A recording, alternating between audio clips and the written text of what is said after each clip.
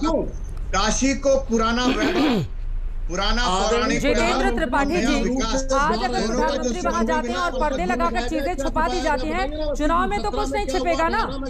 चुनावों के आंकड़े क्या बताते हैं, इस बात पर भी तो आइए। लोकतंत्र में सर्वश्रेष्ठ तो वही होता है ना जिसको जनता चुनती है।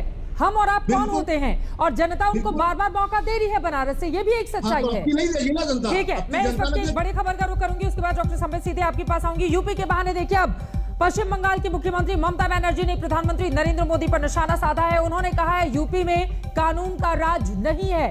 ममता बनर्जी ने आगे कहा कि यूपी में क्या हो रहा है पीएम सब कुछ जानते हैं। आपको बता दें कि पीएम की रैली के बाद हाथरस से लेकर उन्नाव तक अपराध हुआ है। हाथरस और उन्नाव की घटनाओं का उनकी ओर से जिक्र किया गया। पीएम ने सीबीआई, ईडी की कितनी टीमें यूपी में भेजी, ये भी बातें ममता बनर्जी कहती हुई दिखाई दे रही है। यूपी के बहाने ममता बनर्जी का पीएम पर निशाना। संबित पात्रा, जवाब दीजिए। देखिए, यूपी वाले तो आपके लिए चुनौती बन ही रहे हैं, अब पश्चिम बंगाल से भी एक बड़ी चुनौती ऐसा लग रहा है कि यूपी में दस्तक देने वाली है। देखिए चित्रा जी, मैं बड़ा स्पष्ट रूप से और खुले मन से कहता हूं, अभी तो ये ममता बनर्जी उतरी है, आप देखिए केरल से भी पिनराई विजयन उतर जाएंगे, सभी लोग आ जाएंगे।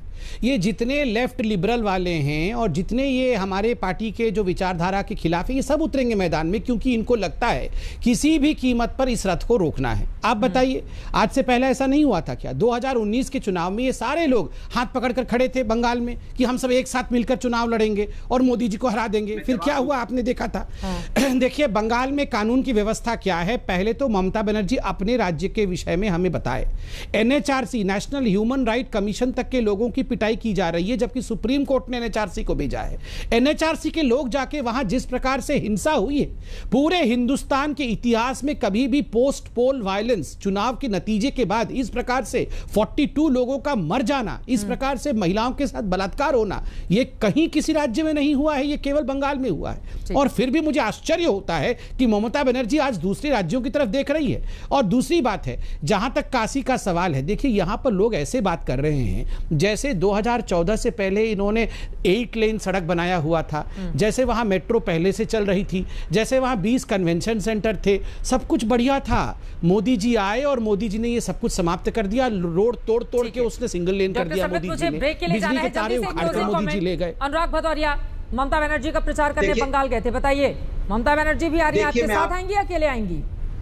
देखिए उत्तर प्रदेश में किस तरह का गुंडा राज चल रहा है, इसके बारे में भारतीय जनता पार्टी नहीं बोलेगी। सरेआम चीरन होता है। पहले महादेव जी के बारे में तो बताइए, वो सांप छुचुंदर का क्या हुआ ये तो बता दीजिए थोड़ा सा। सरेआम अपहरण हो जाता है कैंडिडेट का। अरे प्लीज भदौरिया जी, वो सांप और छुचुंदर चले गए। आपने तो प्रभु उत्तर प्रदेश, वो सांप छुचुंदर मोर, उनका क्या हुआ? सैफई की बात करते रहे, अखिलेश जी की बात करते रहे, परिवार की बात करते रहे। अरे सैफई में क्या होता था?